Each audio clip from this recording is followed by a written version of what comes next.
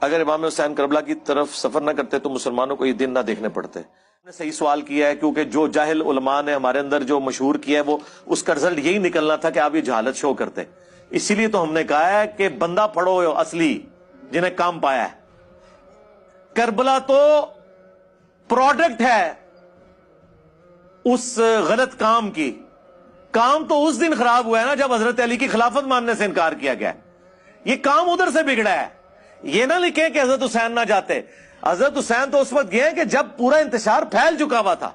حضرت حسین کو تو وہ کہہ رہے تھے کہ آپ اچھے وارث رسول ہیں کہ دین کا جنازہ نکالا جا رہا ہے، آپ کا بھائی صلح کر کے جو ہے وہ سائڈ پہ ہو گیا، آپ بھی خاموش ہیں. تو کربلا تو ایک اینڈ رزلٹ ہے.